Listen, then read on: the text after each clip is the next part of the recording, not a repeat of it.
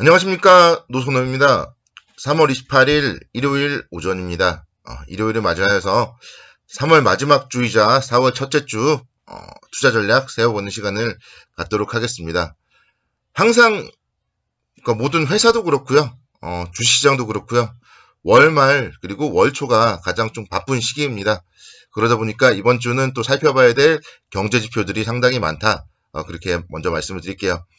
그 중에서 가장 중요한 게 4월 2일 금요일에 발표될 미국의 고용지표입니다. 4월 2일 금요일 미국 시장 같은 경우는 이제 성금요일이라고 부활절 전 금요일로 휴장을 하는데요. 휴장을 함에도 불구하고 경제지표, 고용지표는 발표를 해요. 그래서 월스트리트 저널 예상치에 따르면 3월 고용은 상당히 좀 양호할 걸로 지금 예상이 되고 있습니다. 그리고 3월 소비자 신뢰지수라던가 또 ISM 제조업지수 이런 부분들도 2월에 대비했을 때는 개선될 걸로 지금 예상을 하고 있습니다.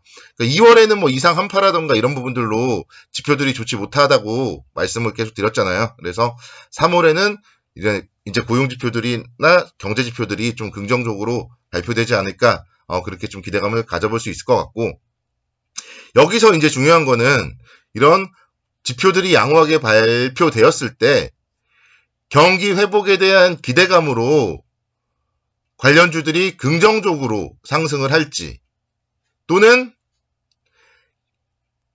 이렇게 좀 경제 지표가 좋으니까 또 국채금리 상승에 대한 우려감으로, 금리 급등에 대한 우려감으로 시장이 하락을 할지, 그거는 살펴봐야지 알 수 있을 것 같아요. 그래서 제 생각에는 이번 주에는 주 후반에 그런 이벤트도 있고 미국 시장에 휴장도 있기 때문에 좀 상승을 하면 상승을 할수록 좀 비중을 줄여놓고, 또 어차피 3100선이라는 데를 넘어서면은 또 박스권 상단부 막 다 가는 거잖아요. 그렇기 때문에 3100선 이상 막 올라가면은 좀 비중을 줄여놓고 좀 미국 시장이라던가 국내 시장 좀 살펴보고 투자를 하는 게 어떨까, 그런 생각이 듭니다. 돌다리도 두드려보고 건너자, 그런 생각에 3월 말 4월 초 시장은, 그러니까 저는 지금 이제 주말 미국 시장도 상승을 했고 그래서 3월 말까지 시장이 나쁠 것 같지는 않거든요. 근데 너무 공격적으로 투자하기보다는 어차피 다들 투자는 많이 하셨을 테니까 그거에 대해서 3100포인트 이상 좀 상승을 하면 일부 분할 좀 수익을 챙겨가자, 이렇게 좀 전망을 드리도록 하겠습니다. 4월 1일 목요일날 같은 경우가 또 3월 수출입 발표가 있잖아요.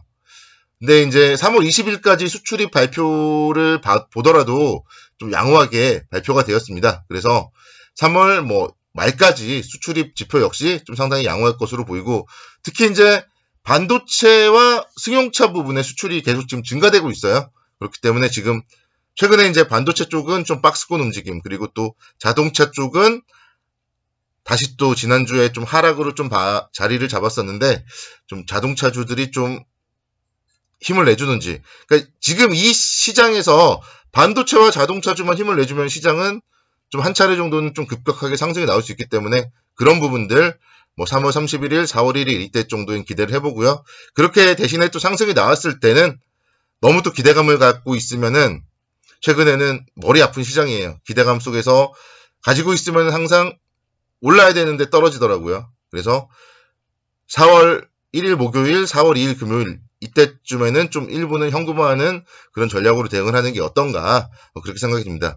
또 이제 3월 31일 같은 경우는 분기 말이잖아요. 근데 1월 달에 시작을요, 1월 4일날 시작을 2874포인트에서 했고요.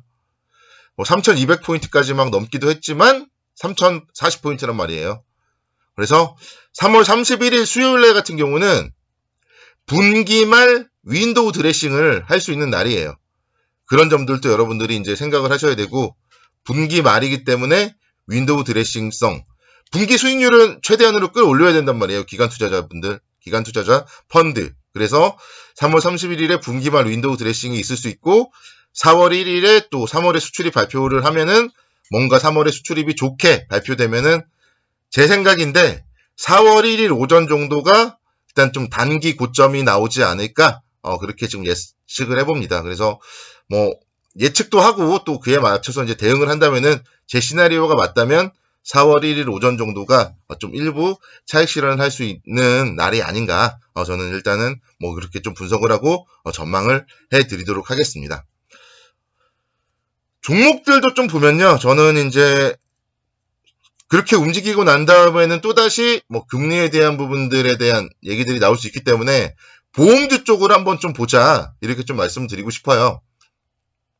현대해상에 대해서 한번 좀 오랜만에 좀 관심을 갖자. 이렇게 좀 말씀을 드리겠습니다. 좀 색다른 이제 제가 그동안 좀 언급을 하지 않았었던 업종인데 보험주 현대해상에 대해서 한번 좀 오늘은 좀 분석을 해볼게요. 그래서 최근에 이제 1월 28일부터 보시면은 시장은 엄청 좋지 못하고 엄청 박스권인데 이 현대해상은 꾸준하게 상승을 했어요.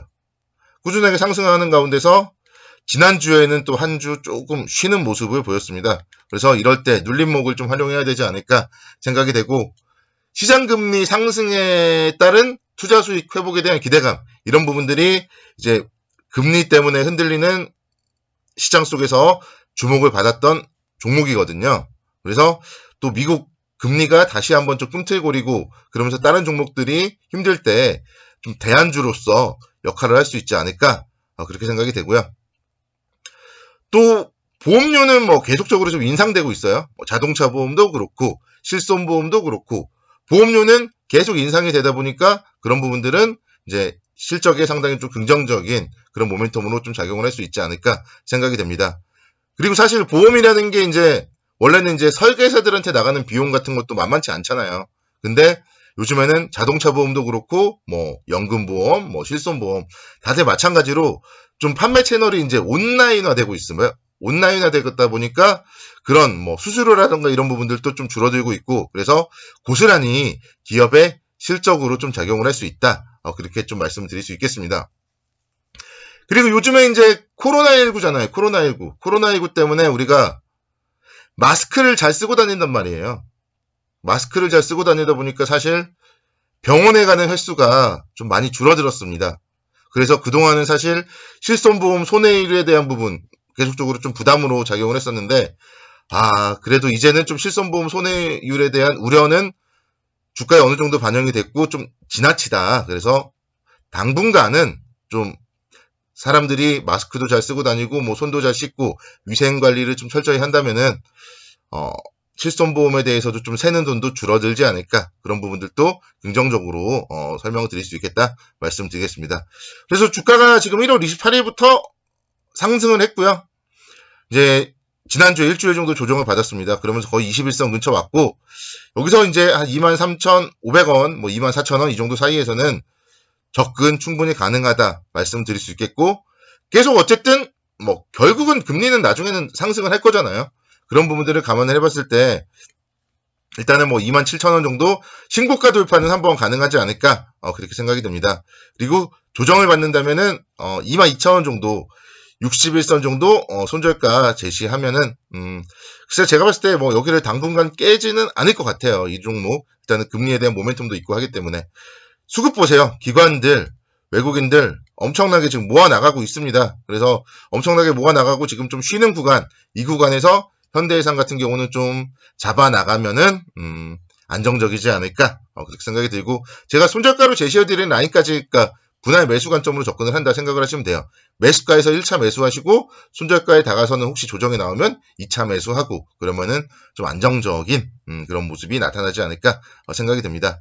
지난주에 이제 언급드렸던 종목들 원익 QNC라는 기업은 뭐 주중에 한번 말씀드렸고요. 롯데 정밀화학 같은 경우 월화 수목금 좀 상당히 안정적으로 움직임을 보였습니다. 그래서 이런 기업들도 다음 주에도 좀 계속 보셔야 되고 롯데케미칼 같은 경우는 못 갔어요. 롯데케미칼 지난주에 월화 수목금 못 갔는데 1분기 실적이 좋습니다. 그래서 1분기 실적이 좋은 롯데케미칼 같은 기업도 계속적으로 좀 관심 있게 지켜보셔야 된다. 이렇게 말씀드리겠고 한화 마찬가지죠. 한화 이제 서서히 이제 고개를 들었기 때문에 조금밖에 안 갔잖아요. 그래서 아직도 여전히 관심권이다. 저평가 종목이다. 그렇게 말씀을 드리도록 하겠습니다. 그래서 시장에 대해서 그리고 좋은 종목에 대해서는 좀 안정적으로 관심 있게 지켜보자. 그래서 다음 주에도 성공 투자를 기원하도록 하겠습니다. 감사합니다.